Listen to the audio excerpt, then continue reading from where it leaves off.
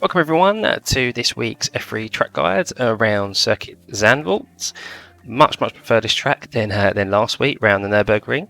It's a very fast, suitable track for these cars. It's a very high speed downforce areas, and in particular the track temperature this week seems to be very high. I've jumped into a few practice sessions. I haven't done a race as of yet as I'm recording this. And the track temperature seems to be in the high 30s, 30 degrees Celsius, that is. So that's very hot. I suppose it is summer, so it's to be expected. But that means obviously in the second half of the race, your tyres are gonna start falling off. So be wary to try and look after them as best as you can. I know it's difficult, especially with how kind of fast this is and how fast paced that the first part of the race can be. But if you can look after your tyres the second half of the race, you'll make up a lot of ground.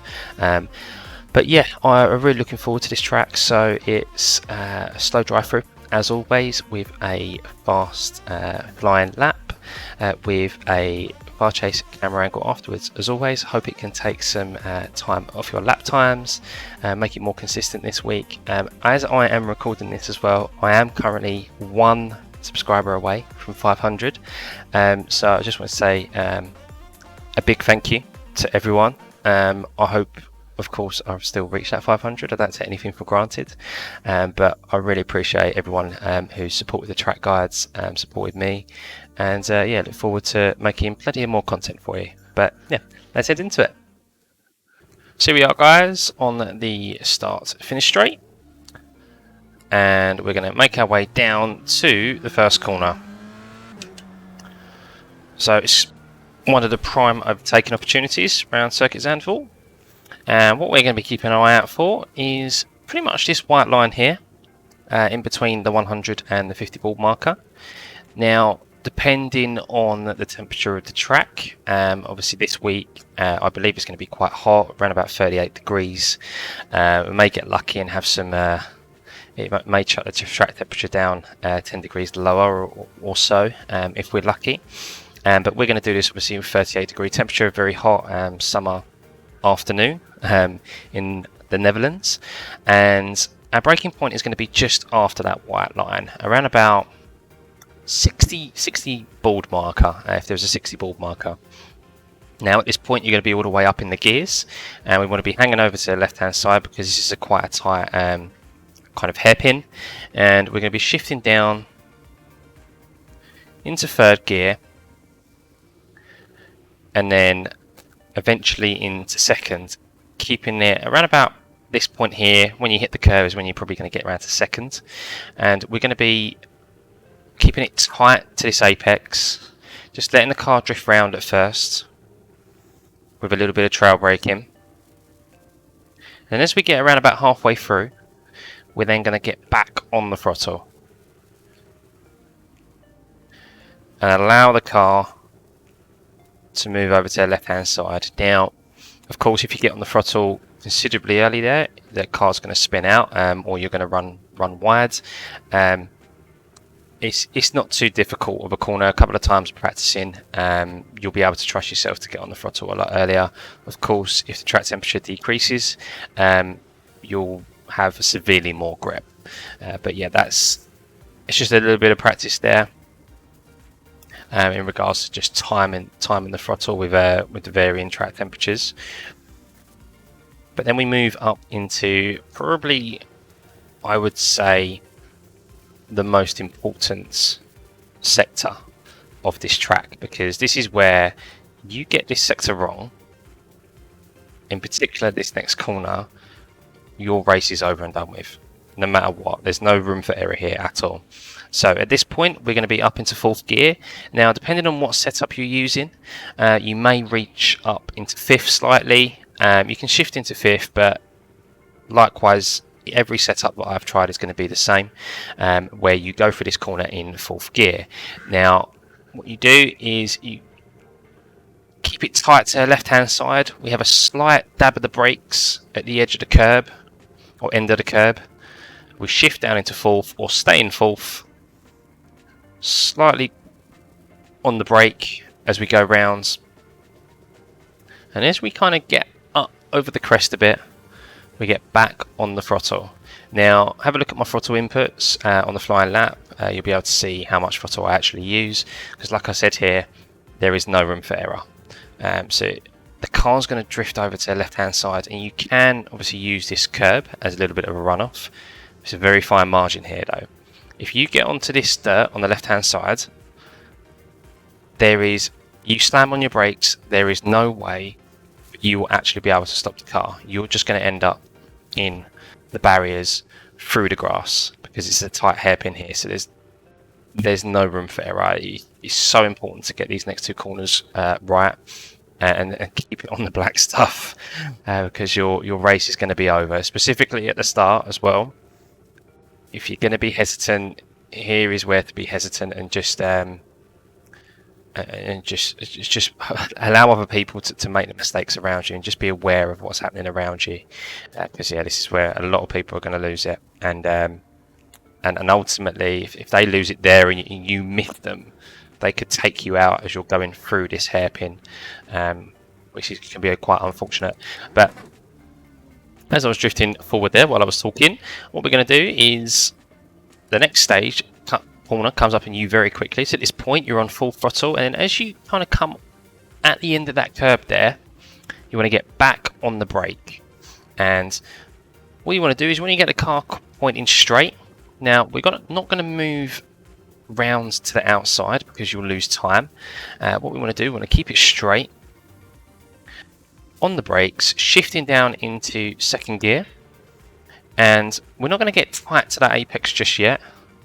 We're going to be slightly away from it, and then we're going to hit the apex late, bringing the car back in, and then from this point here, as you start to see the car curb on the far side of the track come into view, get back on the throttle, allow the car to move over to the right hand side.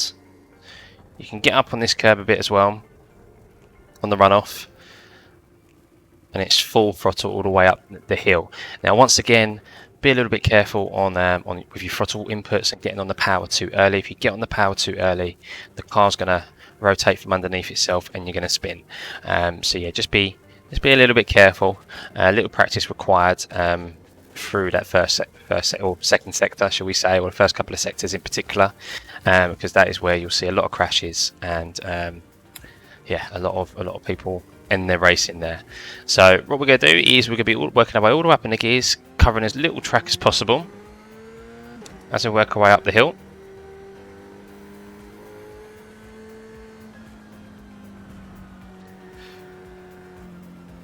And then we'll be all the way up in 6th gear at this point.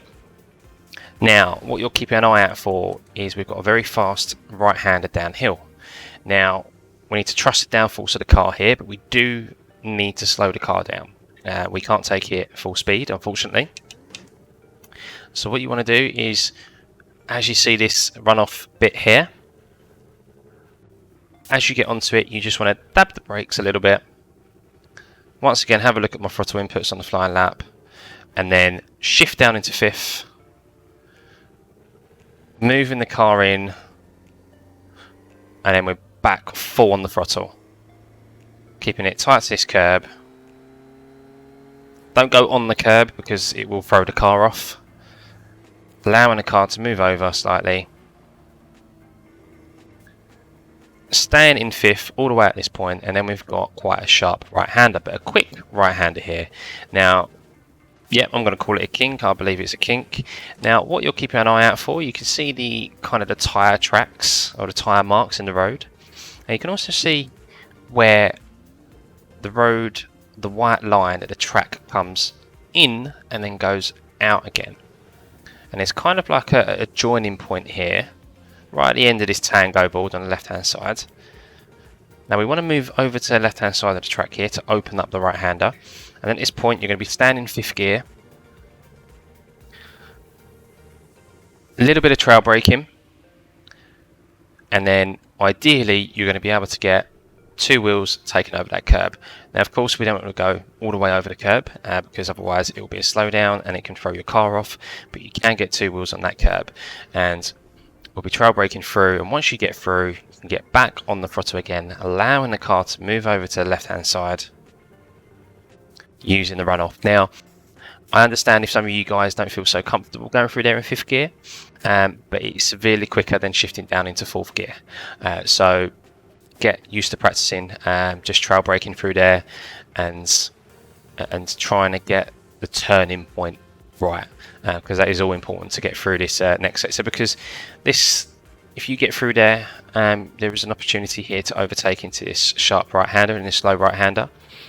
So yes, it's an important corner there. So at this point, you're going to be on the throttle, and what you're going to be keeping an eye out for, pretty much, is that board on the right-hand side. Now you can see where it's warning you that it's a sharp turn, the white marker, and pretty much as that goes out of view, you want to start braking, and you want to shift down into 3rd gear. Start turning in earlier than you think as well. It's quite easy to miss a turning point here. Keeping it tight to the curb, allowing the car to roll round. Make sure you're round the corner, and then start to get on the throttle. Easing on the throttle. Once again, it's another place that you're going to see people be a little bit too quick into. They're either going to overshoot the corner, or they're going to get on the power too early and spin from underneath, to get the car spinning from underneath itself. So yeah, just easing on the throttle through there, allowing the car to move out to the left, bring it back into the middle of the track. You may shift up to 4th depending on the setup you got in. More likely than not, you'll quickly shift up to 4th because you'll hit the rev limiter in 3rd, and then very quickly you're going to brake again. There's not really a visual braking marker here in regards to the side of the track. It's kind of round about when you can see, you can kind of see the tyre tracks in the middle. It's very faint, but you can see it, and you start to brake. Hold in the middle of the track. You don't have to swing out as wide as you think. You will see a lot of cars swing out wide, but they'll actually be losing a bit of time, because once again, it's quite difficult to hit this apex. Well, I personally find it difficult to hit this apex. So you'll be drifting around here in 3rd, a little bit of trail braking, allowing the car to turn in, keeping it tight, and then as you're around about halfway through the corner, start to ease back on the throttle. And I mean ease back on the throttle. You can't get on the throttle early here or too quickly, because as you can see, I'm nearly turning the car all the way to the left, like at a 90-degree angle. So if I get on the full throttle there, the car's just going to spin from underneath me. So what you want to do is allow the car to move out to the right hand side, slightly open the steering. There's a little bit of a runoff here which you can use.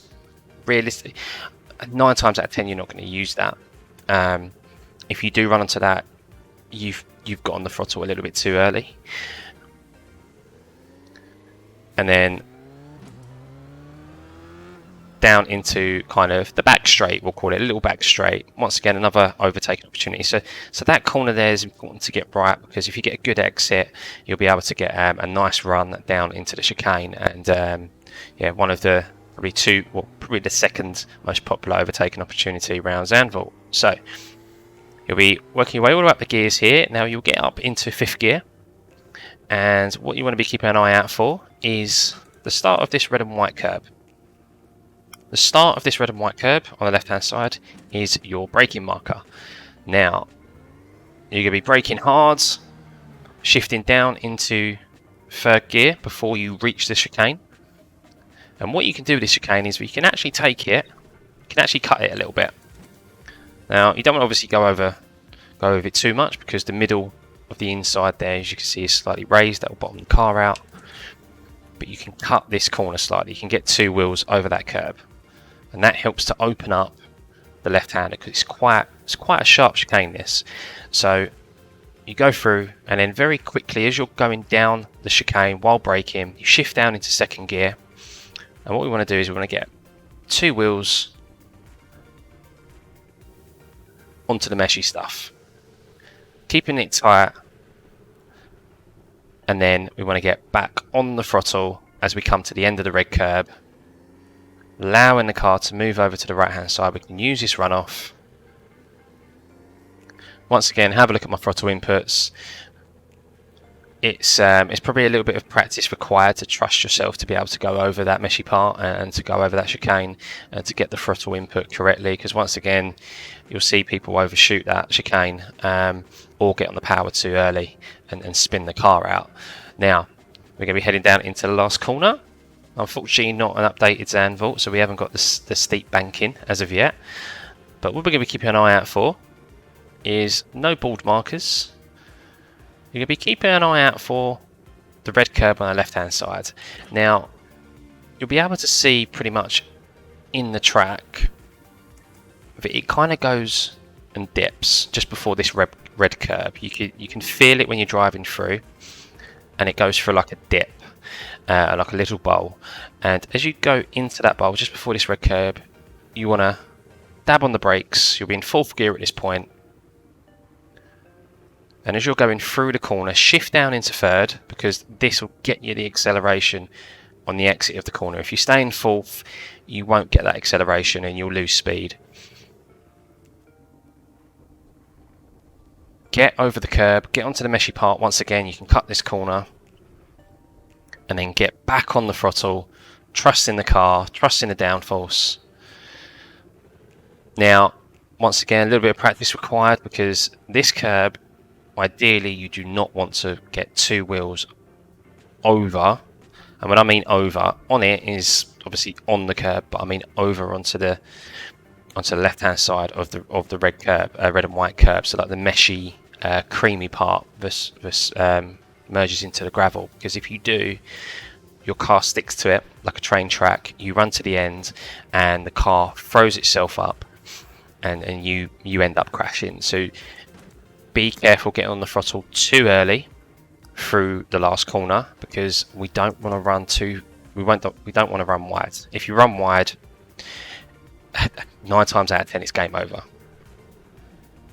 And then full throttle all the way through, keeping it tight to the red and white curb, covering as little track as possible, and down across the finish line. And there we go, guys. That is a drive through around Circuit Zandvoort. Lovely track. I do like it around here. Really suits the F3 cars. Really quick and some nice corners around here. So yeah, hopefully the track temperature comes down a little bit during the races, and it's not as high as what some of the practice sessions are that I've been in, and it will give us some more racing. Very hot track temperatures aren't always ideal. There's a lot of sliding about that goes on, and obviously tyres fall off very quickly. So if you can look after your tyres, you will pick up a lot of places in the second half of the race with just people sliding about. So yeah, let's head into the flying lap and with the fire chase camera angle afterwards.